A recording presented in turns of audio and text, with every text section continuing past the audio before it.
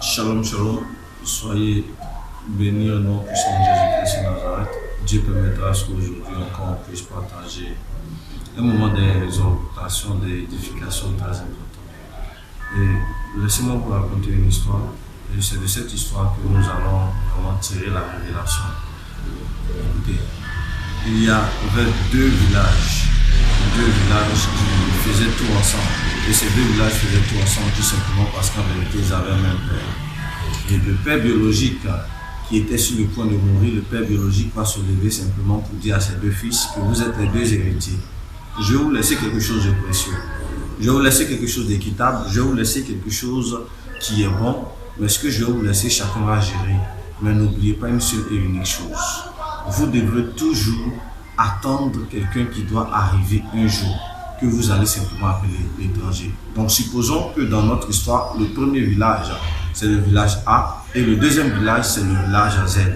Et donc du coup, le village A et le village Z vont avoir deux choses en commun. Ils vont avoir le même père biologique qui leur laisse un grand héritage et qui leur dit simplement que un jour un étranger va arriver. Quand cet étranger-là va arriver, ce sera l'explosion de quelque chose de grand. Et au fur et à mesure, les temps passent, les générations se succèdent. Le père ayant reçu la révélation de son père va mourir des deux villages. Donc c'était pareil. Les petits-enfants vont arriver. Mais toujours est-il qu'il y avait des livres qui laissaient les écrits, qui laissaient le testament en quelque sorte. Et voici qu'arrivé à cet moment donné, le village A va se lever simplement pour dire qu'il ne croit pas en ces genres de choses. Que non, quelle histoire d'étranger qui doit arriver. On attend l'étranger depuis l'étranger n'arrive pas. Où est l'étranger? Et le village Z va dire au village A, non, nos pères nous ont laissé cela en héritage parce qu'ils ont reçu ça de leur père. Et si on ne fait rien, le village risque de se détruire parce qu'ils ont bien dit que c'est après l'étranger. Ils disent, mais laissez ces livres-là, on n'en croit même pas, on ne croit pas. On ne croit pas. Donc, au fur et à mesure le temps passe, au fur et à mesure il perdait espoir, il ne croyait même plus que c'était la vérité. Il ne croyait même plus que cette information était vraie. Il ne croyait plus. Et donc, voici que un jour, un étranger va arriver. Et l'étranger arrive après des décennies. Et quand l'étranger arrive après des décennies, le village A va simplement refouler. Or, la première personne chez qui l'étranger est arrivé, c'était le village A. Et quand il arrive, il dit simplement que je veux simplement de l'eau.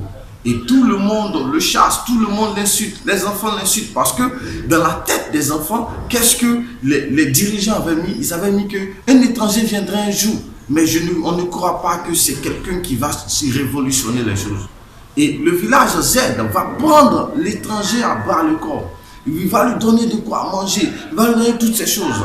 L'étranger va faire des années là-bas. Dans le village.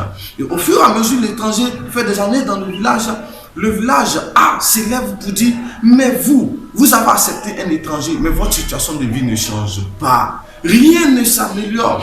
Vous avez toujours les mêmes vécus quotidiens. Avec ça, vous dites que vous avez l'étranger dont nos pères ont parlé. Et donc, voici qu'il va y avoir une grande guerre entre le village. Ils vont commencer à s'entretuer, ils vont commencer à se diviser, ils vont commencer à parler des problèmes de terre. L'étranger était toujours là dans une maison, il ne sortait jamais. Et un jour, voici que l'étranger va sortir.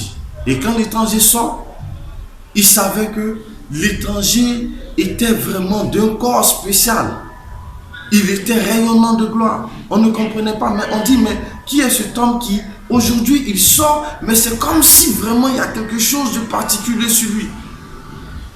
Donc, voici que l'étranger va donner un grand secret que les deux villages attendaient depuis des années.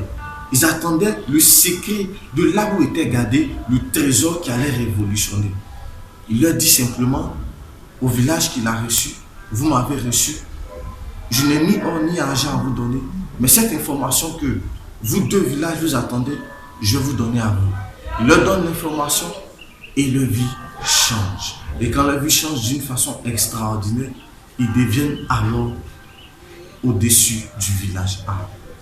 Mais l'une des choses qui a attiré mon attention dans cette histoire, pendant qu'ils recevaient l'étranger, ils s'élevaient pour jeûner, ils s'élevaient pour prier, ils s'élevaient pour faire des choses extraordinaires. Cette histoire, c'est simplement pour qu'on retienne cette moralité suivante. L'étranger, c'est Jésus-Christ de Nazareth. Le premier village, c'est ton voisin ou c'est toi. Le deuxième village, Z, c'est ton voisin ou c'est toi. Mais toujours est-il que c'est des gens qui... Le village A, c'est des gens qui ont refusé Dieu. Et le village Z, c'est des gens qui ont accepté Dieu. Et le trésor, c'est l'information qui va te faire sortir de cette situation. C'est l'information qui va t'aider à surmonter cette situation de peur, cette situation de frayeur. Et donc, je veux simplement dire à quelqu'un que notre verset de base sera tout simplement Romains. Et dans Romains 8, le verset 19, il dit aussi: la création attend-elle avec un ardent désir la révélation des fils de Dieu.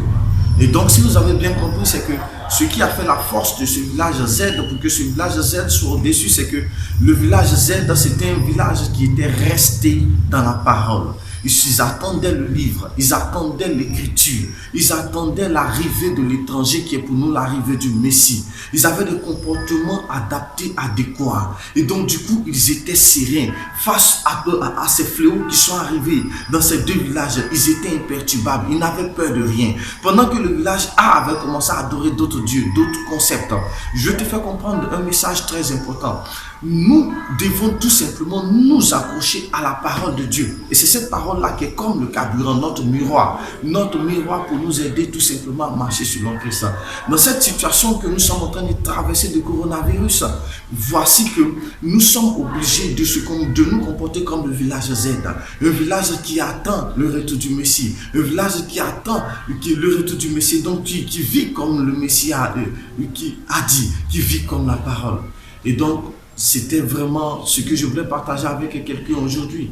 Il faut que tu puisses tout simplement attendre le retour du Messie tous les jours de ta vie. Au nom puissant de Jésus. Je vais prier pour vous. Seigneur Jésus, donne-nous simplement la force de faire les choses comme tu veux que on fasse. Donne-nous de vivre selon ta parole afin qu'on ne puisse pas rater notre destinée au nom de Jésus. Amen.